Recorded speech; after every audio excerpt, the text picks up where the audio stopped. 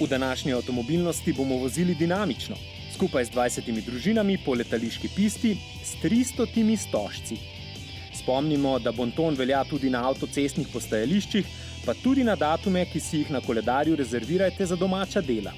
Ocenimo pa vročo mikro, ki je po novem unisex. Pozdravljeni v avtomobilnosti. O dinamični vožnji smo v avtomobilnosti že govorili in zagotovo bomo še, saj gre za zelo zanimivo temo. Prvič smo govorili takrat, ko smo povedali, da se dinamično da voziti z vsakim avtom in predvsem, da se dinamično vozi tako, da se upošteva hitrostne omejitve. Danes pa govorimo o prav posebni dinamični vožnji. Namreč, ko smo v avtu sami, lahko vozimo bolj grobo dinamično. Ko pa imamo v avtu VIP sopotnike, pa je treba voziti bistveno bolj nežno.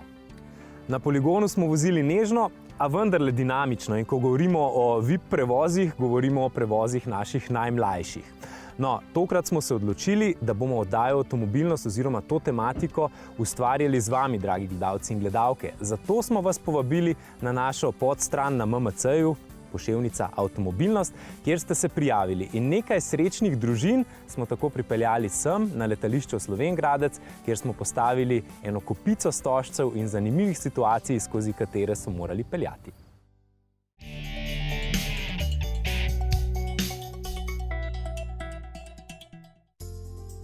Živimo v enem času, ko je dinamičnost zelo cenjena.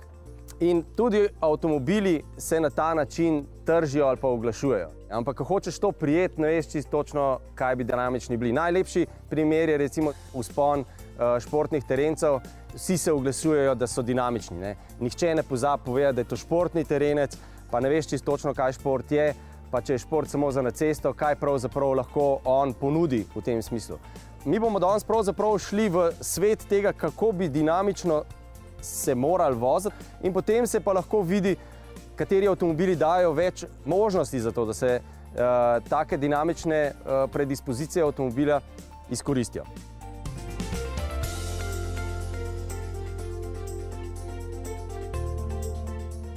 Ko govorimo o dinamični vožnji, v našem kontekstu to pomeni to, kar so mene recimo učili, ko sem vozil predsednika ali pa ministre ali pa kakšne druge ljudi, je v bistvu VIP prevozi, ne? In ni večjih VIP-ovcev, kot so tukaj danes z nami. Tudi jaz se vedno najbolj bojim voziti otroke. In vsi mi vemo, da nikoli ne bi vozili tako, da bi se lahko kaj zgodilo. Mi pa hočemo povedati, da se da tako voziti in da se da voziti tako tudi po omejitvah in da je to tisto, kar pravzaprav v vožnji iščemo, tisti, ki iščemo od avta in vožnje še kakšen užitek. Saj kmalu bojo avtomobili avtonomni in ne bom benga užitka več, ne. Ampak dokler še ni tako, pa lahko pravzaprav po navadnih cestah, po naših cestah, po pravilih vozimo tudi tako, da imamo nekaj vožnje. Zdaj, kadar gremo sami, ponavadi vedno rečemo, sem peljal malo bolj tako, pa mi je pasala, ne. No, danes bomo poskusili tako peljati, da so otroci noter, pa da nam bo vsem pasalo, ampak da bo tudi njim pasalo. Za nas, za voznike, ni noben problem. Mi točno vemo, kdaj bomo prestavili, kdaj bo telo zanihalo, kdaj bomo zavirali. Mi vse pričakujemo naprej in vemo, da bo šlo telo sem, da bo šlo sem, da bo šlo naprej. Mi vemo, ampak noben drugo avto ne ve. Potem se recimo ločijo tudi avtomobili, koliko so prijazni do tistih, ki se peljejo v avto, zaradi tega, ker če vidiš ti veliko ven, pa če vidiš dober voznika, si znaš že malo predstavljati, kaj se bo zgodilo. Če imaš pa zelo majhen kot gledanja ven, pa ne moreš čisto nič vedeti, ne? In potem te samo premetava in če telo ne ve, kaj se bo zgodilo in ga premetava, potem je vožnja pač neudobna, ne? Ključno sporočilo dinamične vožnje je v tem, da so pojemki in vse sile, ki nastopajo pri levem in desnem ovinku, čim bolj blage. Kako pa narediti ta presek, da je lahko vožnja dinamična hitra, pa hkrati zavijanje ostro, pa da sunkov ni veliko, no, tukaj smo pa danes zato, da to poskusimo. Meja je zelo tanka, zato danes, kar bomo delali, pravzaprav igra čutil pritiskanja in popuščanja. Še posebej seveda zavore, ne? Zdaj bi pa jaz prosil dva, ki dobro rišeta. Samo naravno s črto potegnite sem. Zdaj pa naredite tlele eno črto takole. Vsi vemo, kako se zavira. ampak ko imamo vipovce v avtu, moramo zavirati v 3 fazah. V prvi fazi stopimo seveda na zavoro, ampak blago. Takrat avto počepne. Zavore dobijo pritisk, ampak blago. Samo toliko, da pride pritisk v zavore in avto zmeri počepne na sprednjih kolesih dol, zadnji se malo dvigne gor. Ne? Potem pritisnemo močno, ampak zvezno in potem najbolj pomemben del, čist na lahko nazaj. Ta del je pomemben. Se pravi, blago, močno in potem zelo mehko nazaj. 3, 2, 1, gremo!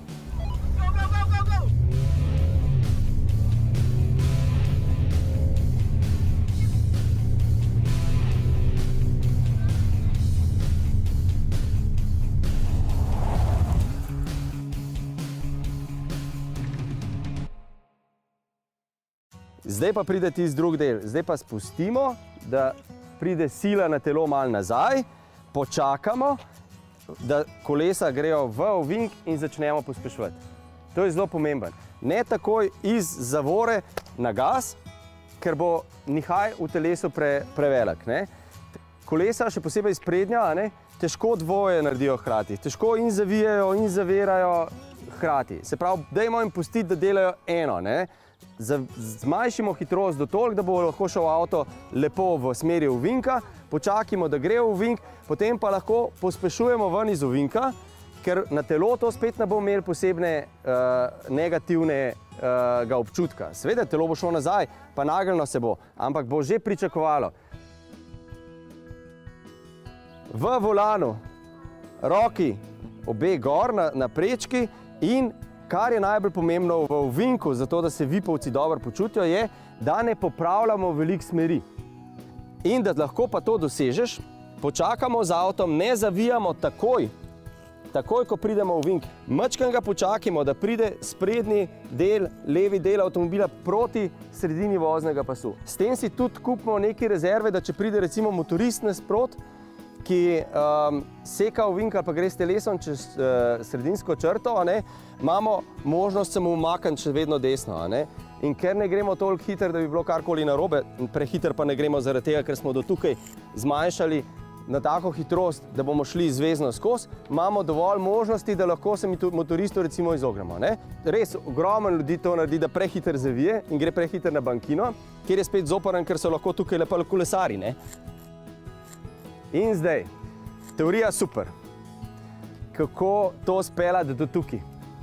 Zato, ker to lahko narediš recimo v ovinku, ki ga poznaš. Ker točno veš, ko vsak dan ga peleš in tako naprej. Veš, kje je treba začeti zavirati, veš, kje je treba spuščati. V ovinkih, ki jih ne poznaš, pa ne veš. Zato je nujno treba vpeljati v ta 3-fazni proces zaviranja najbolj pomembno stvar v vožnji. Da se gleda dosti daleč naprej in da se predvideva. Dinamična vožnja v tem primeru pomeni absolutno zelo, zelo varna vožnja. Ker mi, če gledamo dovolj daleč naprej, bomo znali predvidevati, kje je konc, bomo znali zračunati. Tako, ja, kar pospešujemo še, malo zaviramo, enkrat zavoj, na drugo stran, mehko.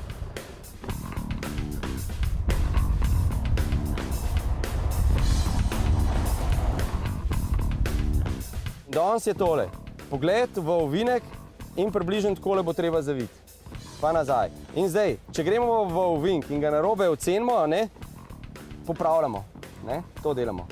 In to je to, kar pol premetava otroke levo pa desno.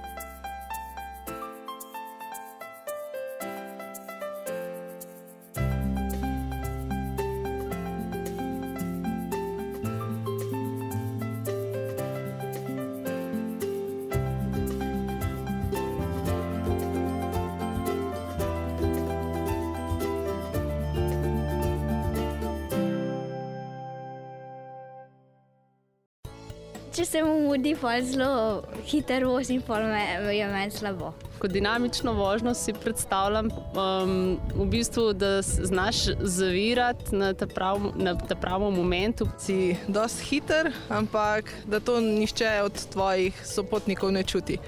Voziš sorazmerno hitro, ampak tako, da ljudje v avtu tega ali ne občutijo, ali pa da jim vsaj ni slabo, da jih ne premetava, skratka, da jim je udobno. No? Da ni za tabo kolone, ko se pelješ čez ovinke. Da voziš v bistvu hiter, ne prehiter, ne dirkaško, tako da jih otroke odzad ne premetava, ampak vseeno mogoče uživaš v ovinkih, v vožnji. Da si zadosti hiter in da še vedno si zadosti varen.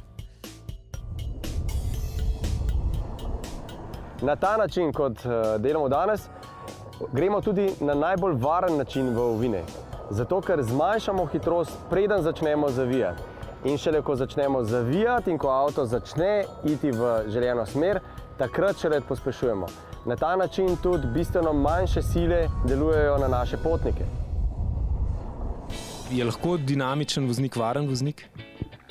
Po moje, ja, sam treba je široko gledati, pa naprej gledati. Ne. Takrat, ko se spustiš malo v tako vožnjo, moraš imeti malo bolj oči na pecljih. Jaz mislim, da je bolj varen dinamičen, kot pa pasiven. Tudi da mislim, da je dinamičen boljši. Ne. Če si umirjeno, počasen, da ne oviraš prometa, je ok. Če si pa prepočasen, si pa verjetno nevaren zaradi tega, ker te bojo potem tisti za tabo bojo živčni, ne, in bojo naredili kakšno neumnost, ki je mogoče ne bi, če bi se promet normalno odvijal. Marsikdo se obnaša, kot da se prvič sedel v avto. Precej nedinamično se vozijo. Vse prevečkrat se hitra ali pa dinamična vožnja povezuje z agresivno vožnjo, kar jaz mislim, da tudi slučajno ni res. Jaz se rad vozim hiter, ampak če je možno. Kaj je bilo tebi recimo najbolj všeč? Da ja ti tako hiter vozi. Na poti domov bomo lahko zelo sprobali tole dinamiko. V bistvu po teh cestah že do Celja, potem po Celja mimo Zinega mostu proti Sevnici je mirni, tako da imamo samo levo, desno. Mislim, da pa nam manjka predvsej takih stvari, takih šolanj, strokovnih nasvetov, da veš res kako odreagirati. Ker ti sicer misliš, da voziš prav, ampak za nasveti vidiš, da ni glih tako. Kaj pa je bilo vama danes najbolj všeč? Meni je bilo tekmovanje z družinama vzporedno. No. Super, dokaz pred možem, ali kako že pa moram jaz reči, da jaz tudi znam mogoče. Sem si že prej v glavi vse začrtala, kako bom štartala, kakšni pospeški, tako da bom ja prva. Pa da me potem vi snemate, da cela Slovenija zve. Celi Sloveniji, da me prehitela. Boljše avto je imela. Ko ti nekdo malo napove tehniko vožnje, je malo drugačko, pa če ti sam žena govori, kako moraš voziti. Tudi najmlajša predstavnica naše družine je kar zdržala, tako da mislim, da je bilo zelo uspešno. V katerem ovinku ti je zob šel ven? Ni bilo, kar samo od sebe. Lana, zdaj povej, kdo boljš voz, oči ali mami? Mami pa mami. A vi ste dinamična voznica? Mož dinamičen voznik? Mož je, jaz pa ne vem, to bo pa mož povedal. Ja, zadnje čase vedno bolj, no. Sem bolj umirjen voznik, tako imam otroke. Jaz sem bolj med divjaki, zato se Julijan smeje. Jaz pa pogosto divjam, ker vozim otroke v šolo, v vrtec, na dejavnosti in tako da, V nadaljevanju oddaje povemo, da obstajajo organizirane družbe kradljivcev na avtocestnih postajališčih. Spomnimo vas na datume, ob katerih se boste po avtocesti premikali izredno počasi. In ocenimo novo mikro, ki podira klišeje.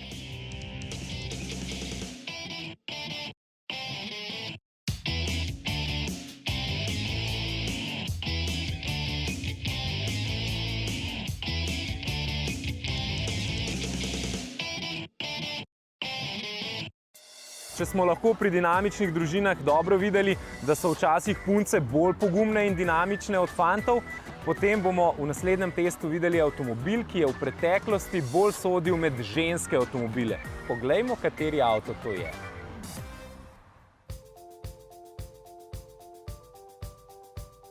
Klišeji nas prepričujejo, da je dinamična športna vožnja domena moških. Ženske pa padajo predvsem na cukraste detajle, lepe barve in sploh avtomobile kupujejo izključno z očmi. Pa se je že na naši delavnici na letališču v Slovenj Gradcu hitro začutilo, da znajo biti mame še celo bolj dinamične od svojih hitrih možev. Očitno smo torej res zakorakali v čas, ko so navade žensk in moških povsem zmešane. Danes res ne moremo več jasno določiti, kateri spol zapelje ven iz mesta, da bi naše ovinke in z njimi povezane vozniške užitke, pa tudi, kateri spol bo padel na oranžno armaturko in kdo na športno oster nos. Povedano drugače, danes ni več samoumevno, da imajo cvetje rade samo nežnejše polovice, rohnenje bencinskega motorja pa samo moški. A kaj ima vse to veze z mikro? No, to, da govorimo o avtu, ki je bil na neki točki v svoji zgodovini eden najbolj spolno omejenih avtov, če se lahko tako izrazim. S tretjo generacijo je bil namreč skoraj 100% ženski. S četrto je to dejstvo želel popraviti, a moških ni osvojil. Izpuhtelo pa je tudi žensko navdušenje. S to, peto generacijo, Mikra poskuša znova navdušiti vse možne tipe kupcev.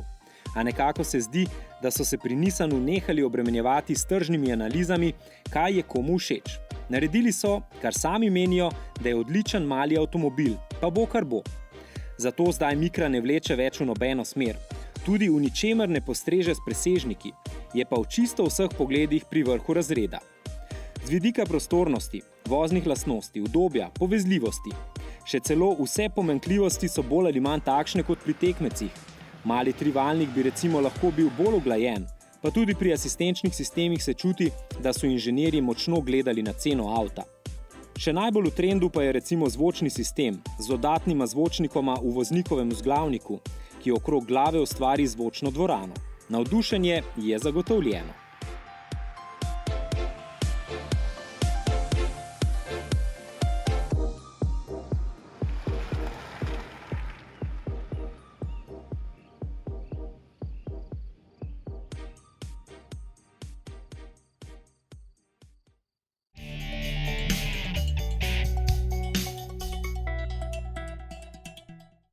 Na bencinskih servisih že zadnjih nekaj let opažamo kar nekaj vandalizma. Kraj je to pojav, ki opažate tudi na počivališčih? To se žal na slovenskih avtocestah dogaja. Mi te podatke dobivamo od naše policije, ki nas pravzaprav informira v tem smislu, poskušamo nekaj narediti skupaj. Torej skupaj smo pristopili k nekakšni vzpostavitvi teh nekih preventivnih panojev, ki naj bi ljudem, preden zapustijo mesto, ki so ga parkirali in gredo recimo v restauracijo, vendarle dalo malo misliti, na kaj morajo biti pozorni. To je pa predvsem to, da je potrebno zapreti vozilo, kljub temu, da je recimo poletje, pa bi ga nekako želel prezračiti, da je potrebno iz vidnega mesta umakniti vse vredne dokumente, od torbic, fotoaparatov, računalnikov, mobitelov. Nekako je bil tudi zaznan organiziran kriminal, torej da so dogovorjena družba nekih ljudi se organizirano lotila turistov in ni bilo vedno nujno, da so to bili samo vozniki osebnih vozil, ampak tudi avtobusov. Ja, ampak na splošno na počivališčih veljajo neka pravila obnašanja. Ja, to je seveda stvar splošne kulture ljudi, bi jaz tako rekla. Zdaj na počivališču Voklo, na katerem smo danes, je dosti solidno organizirano recimo tudi ločevanje odpadkov. Tako da to so te stvari, ki so zaželjene z naše strani, to je seveda zadeva, ki je ne moreš direktno sankcionirati, pa vendarle je vljudno oziroma sodi k človeški kulturi, da se nekdo obnaša na ta način. Sem spada tudi oskrba hišnih ljubljenčkov, torej psov. Voklo je recimo eno izmed večjih počivališč z tem centrom za rekreacijo. Tukaj je obveza, da je treba za svojim hišnim ljubljenčkom recimo pač pospraviti. Pri hišnih ljubljenčkih mogoče še samo ena zadeva. Je že po pravilih predvideno oziroma celo zapovedano, da je treba takšno žival voziti na varen način.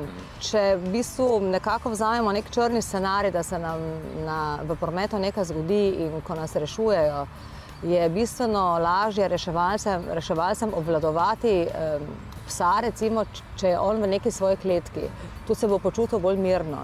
Nam se dogaja, da psi pobegnejo, že če je sama prometna nesreča in potem, ko se vozilo odpre, če niso v takšnem prostoru, kar je potem še dodatna težava v fazi reševanja, ali pa, da so na samem počivališču, ko se vozilo ustavi in če je žival ni navajena potovanja, je zaradi stresa, ki ga tudi doživlja, lahko pobegne. To se nam je že dogajalo in se dogaja, zato morda tudi previdnost na tem področju. Kako pa je s samim tovorom? Verjetno se pa tudi zgodi kakšen kovček na avtocesti, kolesa. Žal je temu tako. Zakon o pravilih cestnega prometa je sicer zelo jasen in govori, da smo odgovorni, da tovor pričvrstimo na vozilo ali ga imamo zadaj, tako da je varno. Vendar se dogaja, mi se moramo zavedati tega, da imamo tudi v Sloveniji prisotne neke vremenske, recimo neugodne situacije, ki lahko povzročijo z nekimi sunki, dodatnimi sunki, ki jih sicer nismo navajeni, da tisti tovor hitreje recimo pade. Recimo tukaj so kolesa na strehi izredno lahko problematična. To se dogaja in takrat je pač treba malo vedeti, da je vozilo drugače obteženo kot v vsakodnevni vožnji, da ima bistveno več kilogramov, sploh pa če ima potem tudi en takšen volumen, takšen tovor, ki velik volumen v bistvu dosega. Opozorilo pred neko tako potjo ni nikoli odveč. Se pravi, deske za surfanje, supi v kombinaciji s kolesi, se je lepo pogledati takšno avto, ne rečeš, no, to pa gre nekdo na zelo dinamičen, aktivne počitnice, pa je potem škoda, no, da se kaj takšnega dogodi. Počivališča in bencinski servisi so še bolj popularni zdaj v poletnih mesecih. Ne samo zaradi povečanega dnevnega tranzita, ki smo ga vajeni v zadnjih nekaj letih, ampak tudi zaradi povečanih turističnih tokov. No, da boste v to poletje oziroma na te počitnice odšli malo bolj brezskrbno, pa smo poskrbeli v naslednjih minutah. Brane, povejte mi, gneča zagotovo bo, kot vsako leto. Ja, gneča bo celo po naših predvidevanjih večja kot prejšnja leta. Vsako leto se za nekaj odstotkov poveča število turistov oziroma tujcev na cestah. Tako da je zelo pomembno načrtovanje. Včasih je veljalo, da se je treba od doma odpraviti čim bolj zgodaj zjutraj. Zgodaj zjutraj načeloma še vedno velja, vendar ne čisto vsak dan, ne čisto vsak vikend. Do začetka julija pa Dars pospešeno uvaja sistem elektronskega cestninjenja za tovorna vozila. Sploh v juniju je pričakovati kar precej kratkotrajnih, maksimalno do pol ure nočnih zapor. Opozarjamo voznike, da naj se prej pozanimajo, če bodo potovali po noči, da ne bodo naleteli ravno na to zaporo. Opazili smo, da tam, kjer so postavljene, nekateri že besno pritiskajo na pedalko za zavoro, ker se bojijo, da bi se skrival notri radar. Lahko to potrdimo, ovržemo? Ne, radarjev zaenkrat tam ni. Če greva na konkretno vprašanje. Šola se zaključi v petek 23. junija. Vsekakor najslabša varianta je, da gremo v petek ob 2 ali pa ob 3 ali pa v soboto ob 8. Najbolje je, če je le možno, da gremo čim prej zjutraj ali pa dopoldne v petek. Če pa že moramo iti v soboto, je pa dobro, da smo čim bolj zgodaj na poti, nekako tako, da smo že ob 7. uri že ven iz ljubljanskega avtocestnega obroča. Je naslednji težaven dogodek med poletjem zadnji vikend v juliju? Vikend, ki je najbližje 1. avgustu, je najhujši vikend v celem letu, kar se prometa tiče. Takrat se začnejo počitnice v večjem delu Nemčije, začnejo se kolektivni dopusti v Italiji, iz Avstrije in iz Nemčije, pa tudi iz Poljske, Češke, Slovaške. Pride promet iz severa proti jugu, se pravi od Karavank proti Ljubljani in naprej proti Istri in proti Zagrebu in proti Hrvaški.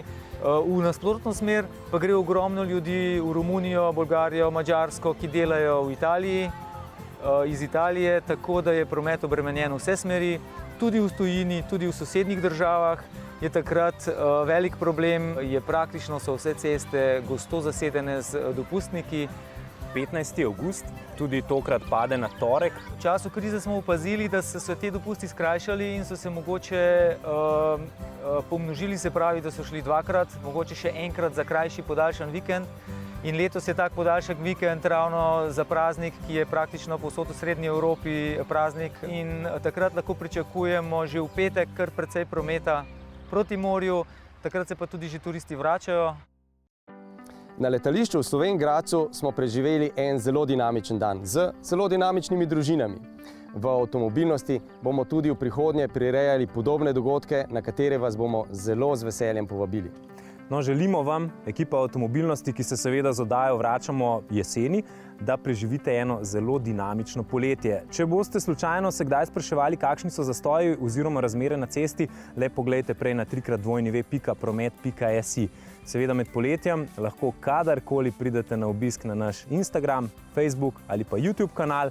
Dobrodošli pa ste tudi na www.rtvslo.si Poševnica avtomobilnost. Gremo? Kam greva? Na morje. Kako klišejsko. Zakaj pa ne bi šla z surfom v hribe? Vozi miška.